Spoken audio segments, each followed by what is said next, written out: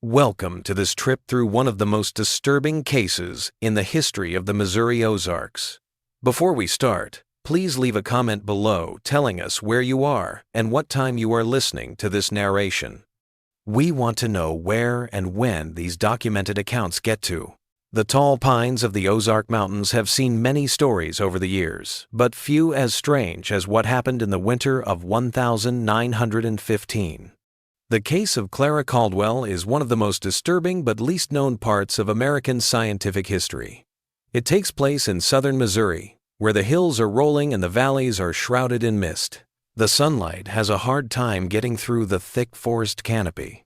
It was a very cold morning in Shannon County, Missouri, on the 18th of December 1915. The Caldwell family lived alone on a ridge that looked out over the Jacks Fork River. The nearest town, Eminence, was about 7 miles away. Neighbors called Sheriff Thomas Lawson to the property because they hadn't seen any activity there in almost 2 weeks. What he found would puzzle scientists for decades to come. She was surrounded by notebooks full of math problems and scientific drawings that experts would later say were impossible for someone her age and level of education to make. Robert and Mary Caldwell, her parents, were nowhere to be found. There were no signs of a fight or foul play in the house. It was spotless. A child with knowledge that seemed to come out of nowhere, and parents who had disappeared without a trace. Not only is the disappearance disturbing, but what was found in those notebooks and how the Caldwell case challenged our ideas about how people think, remember, and what we think is possible. Some records indicate that Clara's narrative exemplifies a phenomenon that science has yet to elucidate: the abrupt acquisition of knowledge without an identifiable source. Before we get into the details of this disturbing case, it's important to note that a lot of what follows comes from broken sources. Sheriff's reports from Shannon County, medical evaluations done at Missouri State Hospital No. 4, and bits of academic papers written by researchers who talked to Clara between 1915 and 1918. A lot of these papers were later sealed, and some were said to have been destroyed in a courthouse fire in 1947. What is left are written down interviews, newspaper articles, and the stories of people who saw Clara in the years after her parents went missing.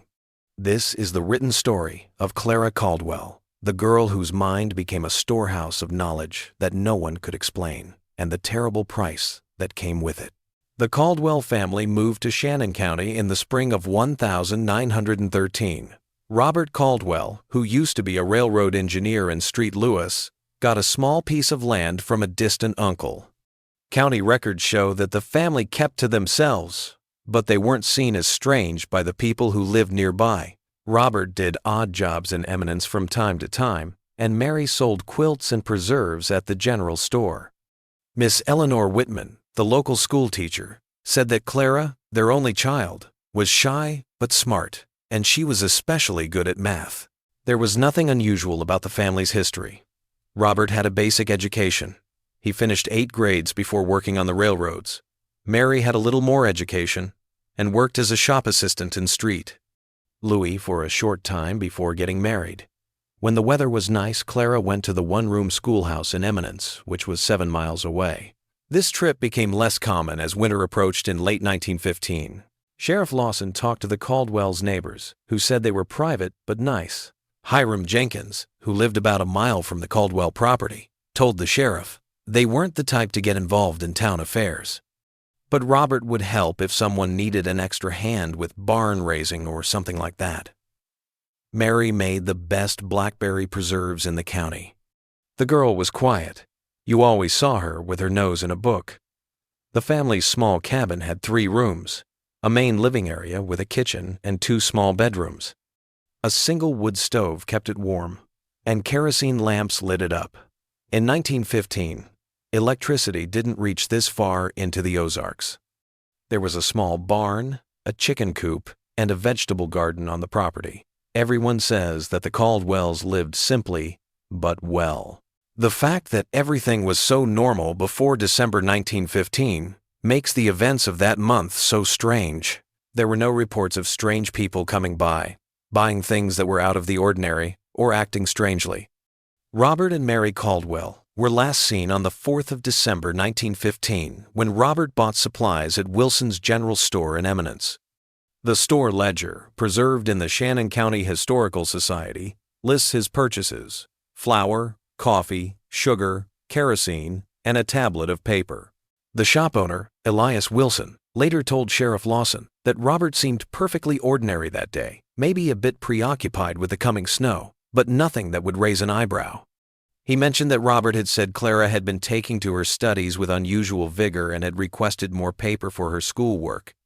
It was the last time anyone in town would see Robert Caldwell. For nearly 2 weeks, no one from the Caldwell family came to town. This wasn't entirely unusual during winter months, when the dirt roads became nearly impassable after heavy snow. But when smoke ceased rising from their chimney despite the bitter cold, neighbor Hiram Jenkins grew concerned enough to alert Sheriff Lawson. What they found at the Caldwell home that December morning would become the first page in one of the region's most disturbing and inexplicable cases. A case that remains open in the dusty archives of Shannon County to this day. The path to the Caldwell cabin wound through dense pine forest, crossing Jack's Fork River via a narrow footbridge. Sheriff Lawson and Hiram Jenkins arrived around 10 a.m. on December 18th, after a difficult journey through nearly 2 feet of snow. Jenkins would later describe the scene in a sworn statement that still exists in county records. Something felt wrong the minute we crossed that bridge. No tracks in the snow, no smoke, no sound, not even birds. Just that cabin sitting there like it was holding its breath. Sheriff Lawson knocked repeatedly with no response. The door was unlocked, unusual for that isolated area. Inside, the house was cold but immaculately clean. The wood stove in the main room contained only ash, no active embers. A half-empty cup of tea sat on the table, the contents frozen solid. There were no signs of struggle, no evidence of hasty departure. Robert and Mary's clothing still hung on pegs by the door. Their few valuables, Mary's mother's silver brooch, Robert's pocket watch, remained on the mantel. In the main bedroom, the bed was made with hospital corners, as if no one had slept in it for days. Robert's work boots stood by the bedside. Mary's hairbrush lay on a small vanity table. Strands of dark hair still caught in the bristles. It was in Clara's room that Sheriff Lawson made the discovery that would confound experts for decades to come. The child sat at a small desk by the window, alive, but in what the sheriff described as a trance-like state. She didn't respond to questions or seem to register their presence. Her room was warm, the only warm space in the house, though no fire burned in any stove or fireplace. The walls of Clara's small bedroom were covered with drawings, equations, and diagrams, hundreds of them. Some pinned up, others drawn directly onto the wooden walls. Her desk was littered with notebooks filled with dense writing and complex mathematical formulas. Sheriff Lawson, who had only a basic education, couldn't make sense of what he was seeing, but he knew enough to recognize that these were not the scribblings of a typical 12-year-old girl from rural Missouri. Most disturbing of all were Clara's hands, stained with ink to the wrists, as if she had been writing continuously for days. When the sheriff gently touched her shoulder, she turned slowly, her eyes focusing with apparent difficulty, and spoke the words that would be recorded in his official report. "They're gone. They had to go. The numbers needed room." Sheriff Lawson immediately sent Jenkins to town for the doctor while he remained with Clara. In his report, he noted that the girl eventually became more responsive, accepting water but refusing food. She continued to write in her notebooks, pausing only when directly interrupted. When asked about her parents, she would only repeat, "They had to make room." Dr. William Hayes arrived from Eminence that evening. His medical report, filed with the county clerk and later referenced in academic papers, described Clara as physically healthy but mentally altered. Her pulse, temperature, and reflexes were normal, but her behavior was not. "The child exhibits a singular focus on mathematical and scientific notation beyond my ability to comprehend, Dr." Hayes wrote, "She speaks clearly when addressed, but returns immediately to her calculations when not engaged. Most concerning is her apparent lack of distress at her parents' absence." Dr. Hayes arranged for Clara to be taken to his home in Eminence that night. while Sheriff Lawson and several deputies searched the property and surrounding woods for any sign of Robert and Mary Caldwell. They found nothing. No footprints in the snow, no evidence of violence, no indication of where the couple might have gone or what might have happened to them. The Caldwells' mystery was just beginning to reveal itself. What happened next would push the limits of what scientists know and show something much more disturbing than just a missing persons case. Sheriff Lawson set up searches of larger and larger areas around the Caldwell property in the days after Clara's discovery. Groups of men from Eminence and nearby towns searched the thick woods, dragged parts of the Jack's Fork River, and looked through the many abandoned mines and caves that were scattered throughout the Ozarks. There was never any sign of Robert or Mary Caldwell. In the meantime, Clara stayed at Dr. Hayes's house to be watched. Judith Hayes, the doctor's wife, wrote down what Clara did every day in a journal.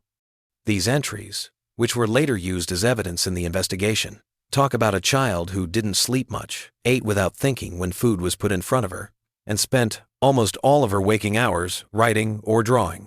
Mrs.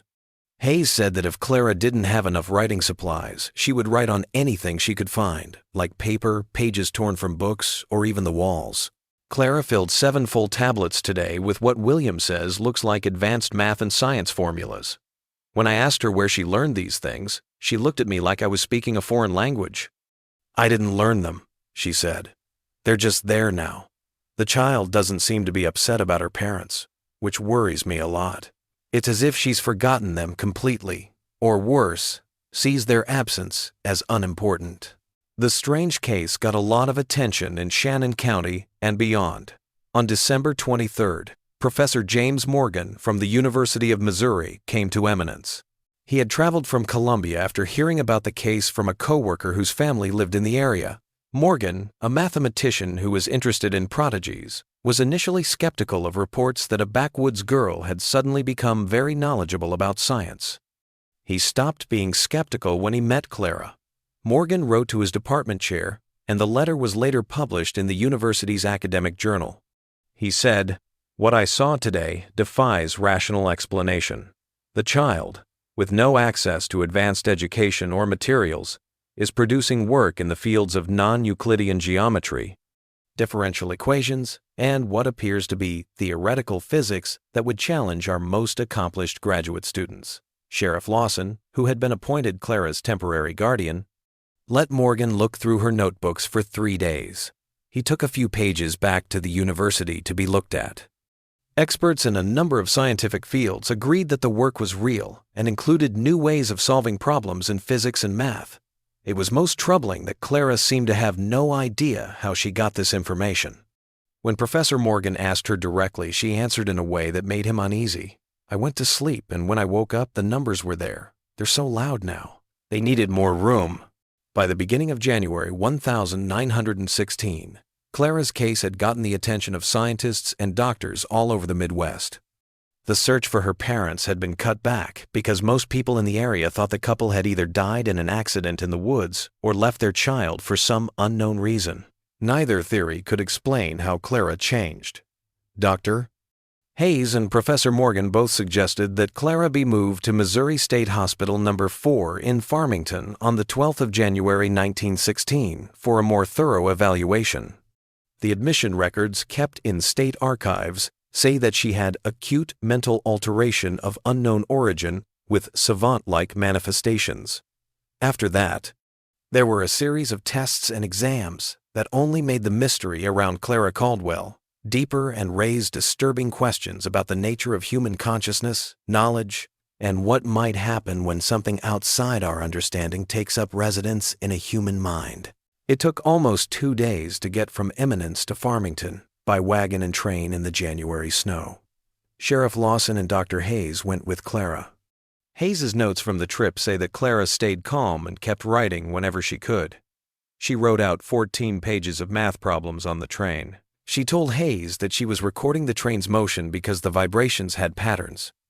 Missouri State Hospital No. 4, which opened in 1903, was one of the more modern mental health facilities of its time, thanks to Dr. Franklin Pierce. Instead of just locking up patients, the hospital took a scientific approach to mental illness by trying to classify and understand it. According to Clara's admission records, she was put in the children's ward and watched over by Dr. Eleanor Reed, one of the few female psychiatrists working in Missouri at the time.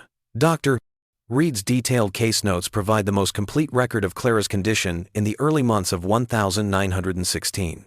Patient exhibits extraordinary cognitive abilities in specific domains, mathematics, physics, astronomy, with no prior training or exposure to advanced concepts in these fields. Physically, she appears normal for her age and development.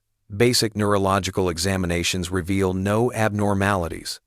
She is oriented to person and place, but seems to have an altered perception of time, often unable to distinguish between recent and distant past. Dr. Reed interviewed Clara several times, and the hospital kept the transcripts of those interviews in its archives until government officials allegedly classified them and took them away in 1954. Some copies of the sessions, though, stayed in Professor Morgan's personal papers. After he died in 1948, these papers were given to the University of Missouri archives. Dr. Reed tried to figure out where Clara got her knowledge during a very revealing session in February 1916.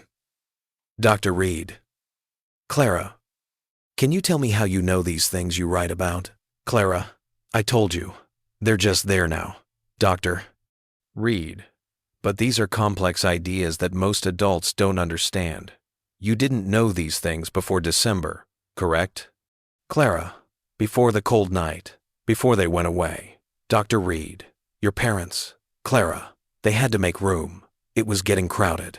Dr. Reed: what was getting crowded? Clara paused. My head. But it's not just my head anymore. It goes all the way down now. Sometimes I can feel it in my fingers and toes, the knowing. Dr. Reed: did something happen on that cold night? Clara: the sky opened. Not for everyone, just for me. It poured in like water, except it wasn't wet. It was heavy, like honey, but sharper. They tried to make it stop. They couldn't. Dr. Reed: who tried to make it stop? Clara, becoming agitated: they did. They put their hands on my head. They prayed. They cried. But it kept coming, and there wasn't enough room for all of us. Dr. Reed's notes after this session show that she was becoming more worried. Patient appears to be describing some form of dissociative episode or psychotic break, yet her cognitive functions remain intact. Most disturbing is her continued implication that her parents' disappearance was somehow connected to her sudden acquisition of knowledge. While I hesitate to give credence to such a suggestion, the timing cannot be ignored. Throughout February and March 1916, Clara was subjected to numerous tests designed to verify the authenticity of her knowledge and determine its source. Professors from Washington University in St. Louis, the University of Missouri, and even 2 researchers from Johns Hopkins came to Farmington to look into her case. Each expert had more questions than answers when they left. Clara could solve hard math problems without having to show her work. She could make detailed maps of solar systems that had not yet been found. She showed that she understood physical principles that were in line with what was already known, but went beyond what scientists had studied in 1916. Most impressively, Clara could spot mistakes in the mathematical formulas when shown scientific journals in German, French, or Russian, even though she had never studied those languages. It's as if she can read and write in the pure language of math and physics without any human language getting in the way, one researcher said. The national press had taken notice of Clara's case by April 1916. The Street, Louis Post-Dispatch ran a front-page story called Missouri's Miracle Child, the Girl Who Knows Too Much. The article was mostly about the amazing things Clara could do, but it also mentioned, almost as an afterthought, the fact that her parents were still missing. This publicity brought unwanted attention to the quiet hospital. Dr. Pierce wrote in his administrative log that people claiming to represent scientific, religious, and even military interests started showing up and asking to see Clara. Most were turned down, but records show that on the 22nd of April 1916, 2 men who said they were from the Department of War were allowed to talk to Clara in private. There is no public record of a transcript of this meeting. What is known, though, is that Clara's health started to get worse soon after this visit. which would make an already troubling case even more so. In the spring of 1916, things changed for Clara's case. Dr. Reed's notes from late April show the first signs of physical decline. Patient complains of headaches that get worse when she tries to write or do math. Episodes of nosebleeds have started, especially after periods of intense mental activity. By May, Clara's math output had dropped a lot, but what she did produce was described by visiting experts as more abstract and complex. Professor Morgan, who kept coming to see her, wrote that Clara's work had gone beyond established mathematical frameworks and into something I can only describe as a new language of numbers and space. At the same time, Clara's health kept getting worse. Hospital records show that she lost weight quickly even though she was on a monitored diet. Her sleep patterns became erratic. Nurses said she would sometimes stay awake for 50 or 60 hours straight, writing the whole time, and then fall into a deep sleep for the same amount of time. Staff noticed that her body temperature would drop a lot during these deep sleep phases, sometimes as low as 94 degrees Fahrenheit. The changes in Clara's behavior were the most worrying. The child who was calm and easy to work with became more and more angry and sometimes hostile. Dr. Reed wrote down an event from early June when Clara got angry after a nurse took some of her papers to file them.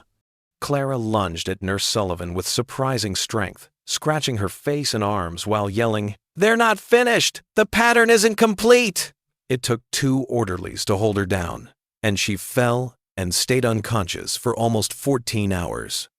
When she woke up, she didn't remember what had happened and went back to her calculations as if nothing had happened. Clara started talking about people who came to her room at night during this time. Hospital staff initially dismissed these claims as hallucinations, but night nurse Martha Cunningham recorded a disturbing entry in the ward log on June 14, 1916, checked on patient CC at 2:15 a.m.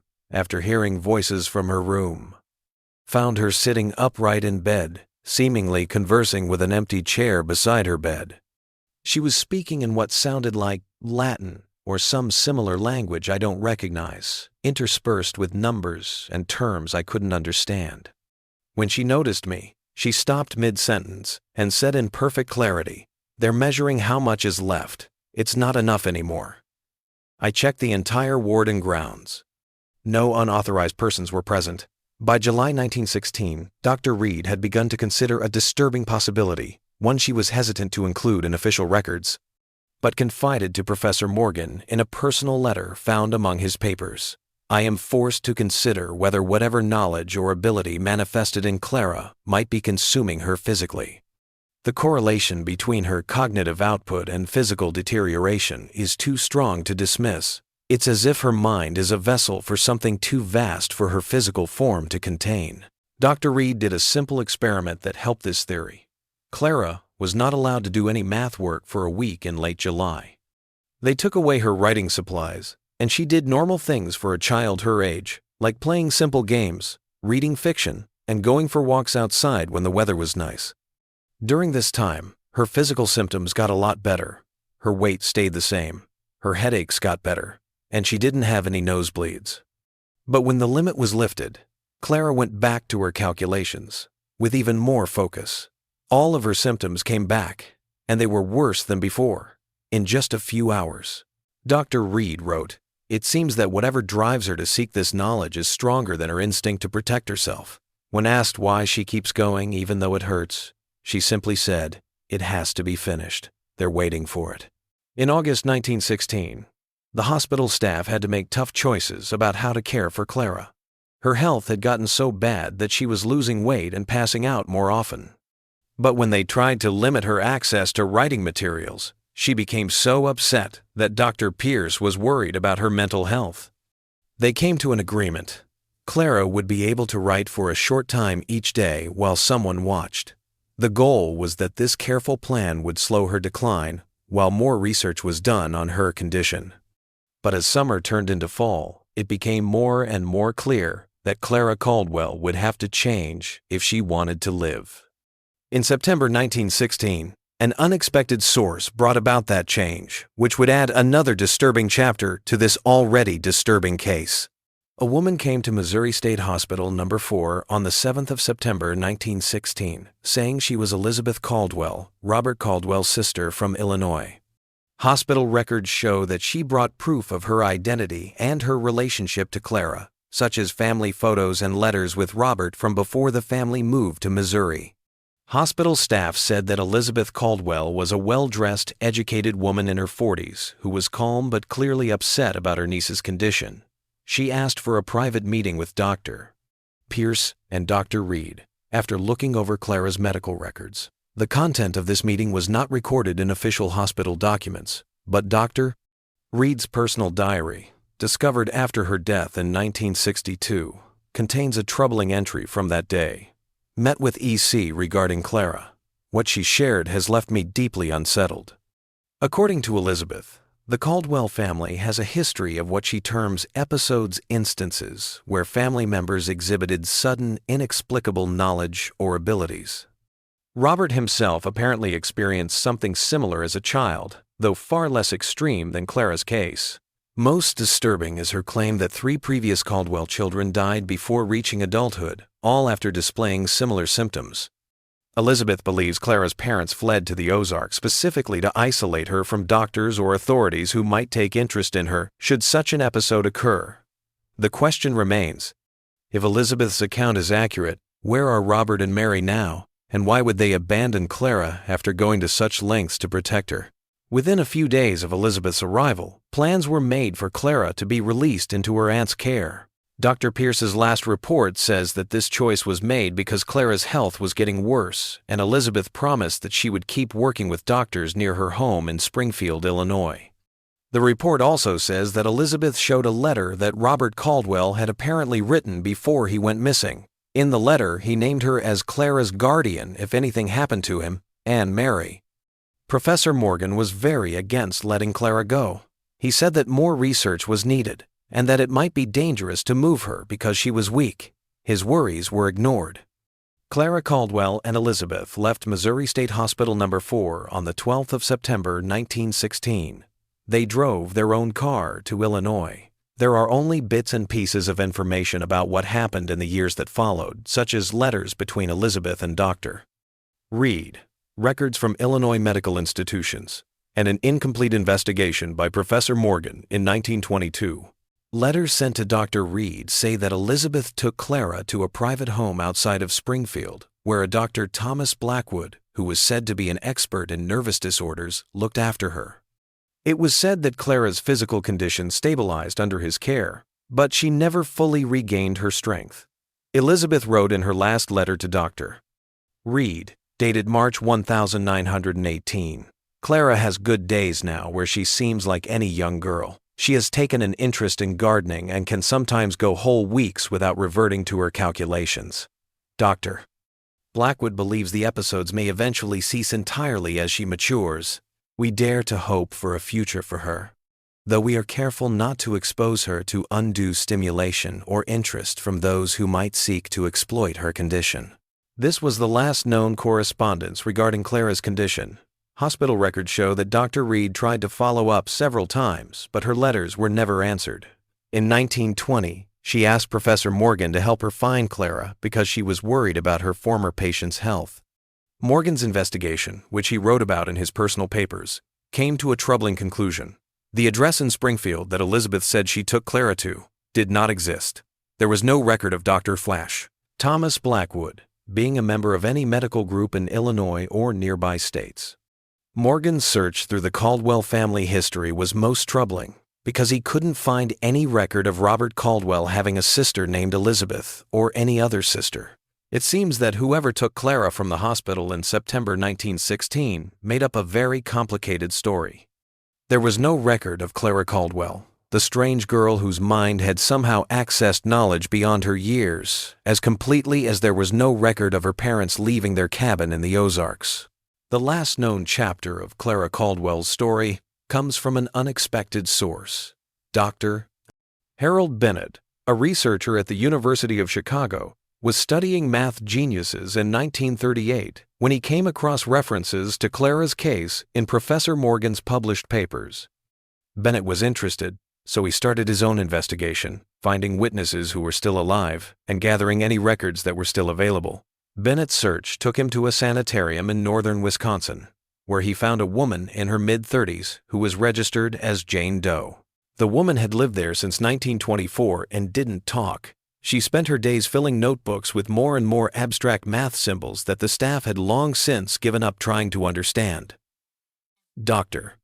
Ruth Crawford, the doctor who was there, told Bennett that a middle-aged woman had brought Jane to the facility and paid for 10 years of care in advance, but never came back. The woman said that Jane was her niece and that she had a nervous breakdown after her parents died, but she didn't have any proof to back up her story or show who the patient really was. Dr.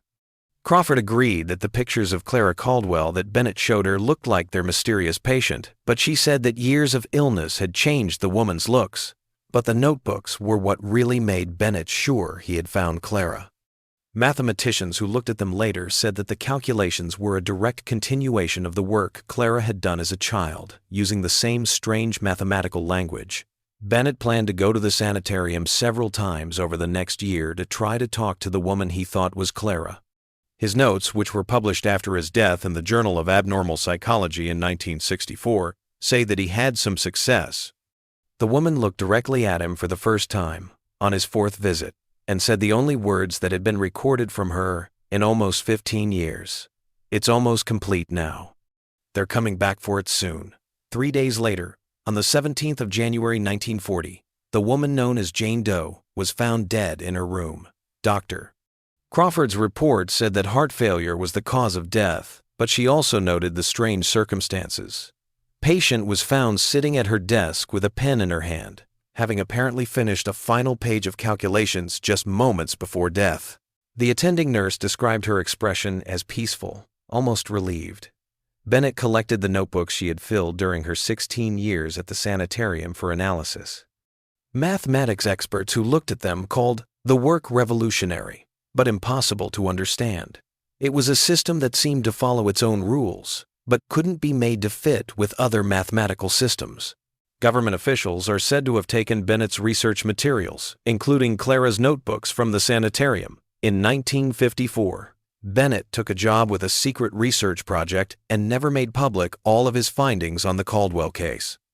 We still don't know what happened to the original notebooks that Professor Morgan collected from the Caldwell cabin and Missouri State Hospital No. 4 between 1915 and 1916. In 1962, a construction crew digging for a new road near the old Caldwell property in the Ozarks found human remains, which was the last twist in this scary story. A forensic examination showed that they were a man and a woman in their 30s who had died between 1915 and 1916. The remains were in bad shape, and forensic science wasn't very good in the 1960 seconds, so it was impossible to positively identify them. However, circumstantial evidence strongly suggested that they were Robert and Mary Caldwell. What was most disturbing about finding the bodies was how they were found, not the bodies themselves.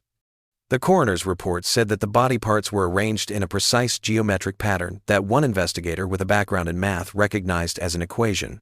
This was the same strange notation that was in Clara's first notebooks. In 1963, the Caldwell case was officially closed. The official conclusion in the records for Shannon County says, "Robert and Mary Caldwell, dead by means unknown. Clara Caldwell, whereabouts unknown, presumed dead." But there are still questions that no official answer can answer. What went on in that cabin in December of 1915? What did a 12-year-old girl from the Ozarks know? And maybe the most disturbing thing is what she was figuring out all those years and who or what was waiting for the answer. Modern experts who have seen parts of Clara's work say that the math she did is beyond what we know now and may even represent ideas that we won't develop for another 100 years. Some theorists say that her work predicted parts of quantum mechanics, string theory, and multidimensional mathematics decades before these ideas became popular in science. Some people, on the other hand, say that Clara was just a natural prodigy whose abilities came out when she was going through a lot of trauma and got worse because she didn't get help for her physical and mental health problems. This explanation, however, does not explain why her powers came on so quickly, why her parents disappeared, or why the remains found in 1962 were arranged in a geometric pattern. We know for sure that something happened to Clara Caldwell in the winter of 1915 that turned her from a normal child into a vessel for knowledge that her mind could access but her body could not handle. That cold December night in the Ozarks, something entered her mind that was both a gift and a terrible burden. It took her life as surely as it had taken her parents. A single page from one of Clara's original notebooks is kept behind glass in the archives of the Shannon County Historical Society. Modern experts still can't figure out most of the math on the page, but there is a note in the margin written in a child's careful hand that may come closest to explaining what happened. The knowing wants out. It wasn't meant to be kept inside something as small as a person. Some secrets are perhaps better left buried in the deep forests of the Ozarks, where the pines still whisper when winter winds blow down from the mountains, and where locals still avoid the overgrown path that once led to the Caldwell cabin. In the quiet of those woods, something still echoes. The sound of a pencil scratching endlessly on paper, figuring out truths that are too big for us to understand, and waiting for someone else to make room for the knowing. What happened to Dr. Reed and Professor Morgan, the two people who were most involved in Clara's case, makes this story even more disturbing. Dr. Eleanor Reed worked at Missouri State Hospital No. 4 until 1924, when she suddenly quit her job. Former co-workers say that Reed became more and more obsessed with Clara's case, spending a lot of her free time studying the few copies of the girl's work that were still at the hospital. Dr. Olivia Weston, who took over Reed's job, told a local newspaper years later that Reed had started having very bad headaches and nosebleeds in the months before she left. These symptoms were very similar to those that Clara had. Weston remembered, Eleanor would lock herself in her office for hours studying those notebooks. She became convinced there was a pattern, a message hidden in the girl's calculations. She once said that when she studied the numbers for too long, she could hear them whispering. Reed moved to a small house near Table Rock Lake in southern Missouri, where she lived mostly alone until she died in 1962. The University of Missouri Archives received her personal items, such as journals and research notes. One of the most important things she left behind was a journal she kept in her last years. In it, she wrote about recurring dreams of geometric landscapes populated by entities of pure mathematics. In one of her last entries, which was written just weeks before her death, she said, "I understand now what Clara meant. The knowing doesn't want to be confined. It wants vessels, conduits, ways to flow between worlds. We were never meant to contain it." Professor James Morgan worked at the University of Missouri until he retired in 1942. His ongoing interest in the Caldwell case eventually hurt his career. Colleagues said that his once promising career came to a halt as he spent more time on what many thought was a strange case of psychological curiosity. Morgan never got married and lived alone in a small apartment near campus. Former students said that the walls were covered with copies of Clara's equations and diagrams. Morgan's last academic paper, Theoretical Frameworks for Nonlinear Knowledge Acquisition in Developing Minds, came out in 1938. The paper didn't say Clara Caldwell's name directly, but people who knew about the case knew that Morgan was trying to give a scientific explanation for what had happened to her. Most academics didn't like the paper, and one reviewer said it was the mathematical equivalent of ghost stories. Morgan died in 1948 from complications after a stroke. Evelyn Hartley, his research assistant who helped him sort through his papers for donation to the university archives, said she found a sealed envelope among his personal things with instructions not to open it until 1975. But when people asked about the envelope in the 1,970 seconds, university officials said they didn't know anything about it. After Clara was taken to the hospital, the Caldwell family home became part of the story. For years, no one lived on the property. Local officials first limited access because the investigation was still going on, but as time went on and the case went cold, the cabin was left to rot. By the 1,930 seconds, Local teens were daring each other to spend the night inside it, making it a place of morbid curiosity. Folklore from Shannon County says that a number of people who stayed in the cabin had strange experiences such as headaches, feeling lost, and in some cases, what they called numbers and equations appearing in their minds. The county sheriff ordered the cabin to be burned down in 1939 after 2 boys from the area were found wandering around the woods near the property. They had gone missing during what was supposed to be an overnight stay at the cabin. The land was empty until 1952, when the Missouri Department of Conservation bought it as part of a larger purchase of forest land. Park rangers who worked near the old Caldwell property often said that their equipment broke down and their compasses pointed in strange directions. One ranger's report from 1955, which was sent to the department but later taken out of public records, said that there was a strange weather pattern in the small clearing where the cabin used to be. It was like heat shimmer, but present, even in winter, and moving in patterns that seem almost deliberate. In 1958, what was officially called a geological survey team set up a small research station near the site. People in the area noticed that the staff wore military-style uniforms without any patches, and that strange equipment was brought in by helicopter. The station was still working for about 8 months before it was suddenly left behind. When asked, state officials said it was just a normal project to check the quality of the water.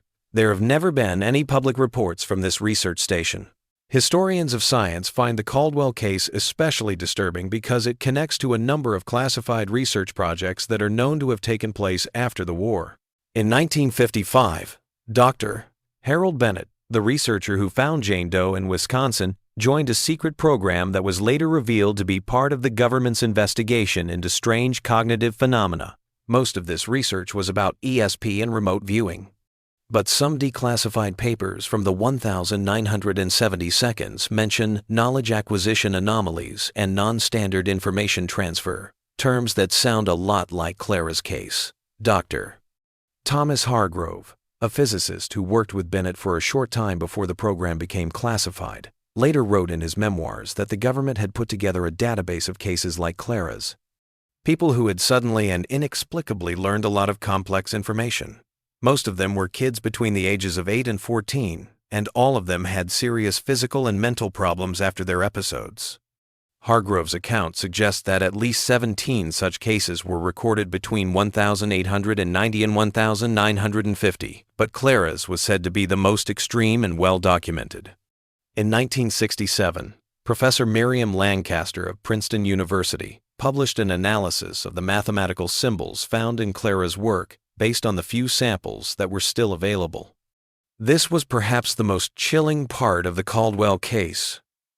Lancaster, an expert in mathematical linguistics, found what she called structural similarities between Clara's notation system and some mathematical ideas that would not be fully developed until the 1940 seconds and 1950 seconds.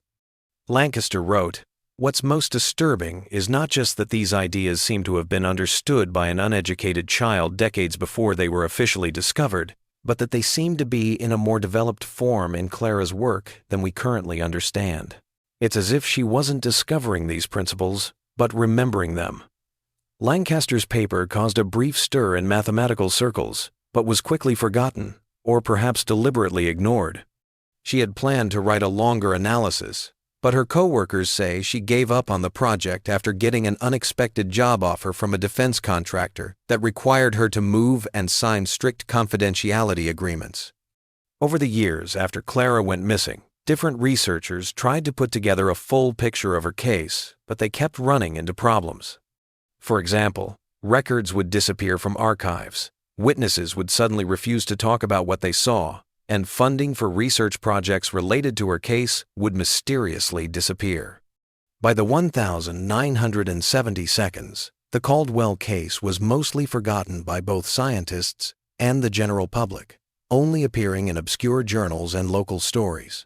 Dr. Rachel Norton, an astronomer at the Lowell Observatory in Arizona, made a strange discovery in 1978 that may have kept it there. Norton was looking into strange radio signals coming from a certain area of deep space when she saw a pattern that looked familiar. She looked through her personal library and found an old academic journal that had one of the few published copies of Clara's math notes. It was very clear that Clara's equations and the way the radio signals moved were very similar. Norton wrote an unpublished paper that he only shared with trusted colleagues. In it, he suggested a disturbing possibility. What if Clara Caldwell wasn't creating these mathematical systems, but transcribing them? What if, through some means we don't understand, she became a receiver for information being transmitted from somewhere else? And what if, most disturbing of all, whatever was transmitting recognized her somehow as a suitable vessel for this information? Norton's speculation remained private until after her death in 1994, when her papers were donated to the SETI Institute archives. At that point, the few people who had direct contact with Clara Caldwell had died, taking with them any knowledge they may have had about one of the most puzzling cases in the borderlands between psychology and theoretical physics. The story of Clara Caldwell might have ended there, in the dustbin of scientific oddities and historical curiosities. But a series of events that started in 2014 made it seem like the case might not be as closed as the authorities had said. Dr. Michelle Chen, a theoretical physicist at MIT, wrote a paper in April of that year about quantum information theory. In it, she talked about the Caldwell equations, which she said she found in newly declassified documents from the 1950 seconds. Chen says that these equations predicted some quantum behaviors that had only recently been seen in labs. When coworkers asked Chen for the source documents, he said yes at first, but then suddenly pulled the paper from publication. She left MIT for an unexpected amount of time, and when she came back 3 months later, she wouldn't talk about the paper or the equations. When the university's Research Ethics Committee formally asked her about the paper, she said she didn't remember writing it at all, even though several people had talked to her about it before it was published. That same year, a small private collection of documents went up for auction in Chicago. They were called Miscellaneous Scientific Papers, Early 20th Century. A representative from the Smithsonian Institution bought the collection, but a court order stopped the sale because of national security concerns. The collection was no longer available to the public, but before that, several researchers noted that it contained what looked like original papers from the Caldwell case, including what was said to be math notes written by a child. Most recently, in 2019, construction workers digging up the site of a new research building at the University of Missouri found a small metal box buried under what used to be Professor Morgan's office. There was a journal and some photographic plates inside the box, which was sealed with lead and wrapped in waxed canvas. At first, university officials said they would catalog and publish these materials, but they changed their minds within a few days. People who said they worked for the Department of Energy's Historical Archives Division took out the contents. There hasn't been any more information made public about these materials. What do we make of Clara Caldwell's case? She was a girl whose mind somehow learned things that science still doesn't fully understand more than 100 years later. Some people have said that she was just a math genius who didn't get enough credit for her talents. Was her case an early instance of what we might now refer to as savant syndrome, potentially induced by an undiagnosed neurological disorder? Or are we dealing with something much more disturbing? The idea that human minds can, in some situations, pick up information or knowledge that isn't based on human experience. And if so, where does this knowledge come from? And what does it want from the people who become its vessels? The Ozark Mountains are good at keeping their secrets. The exact location of the Caldwell cabin has been lost to time. It has been deliberately hidden on official maps, and only a few state conservation employees know where it is. They are said to have been told to stay away from the area.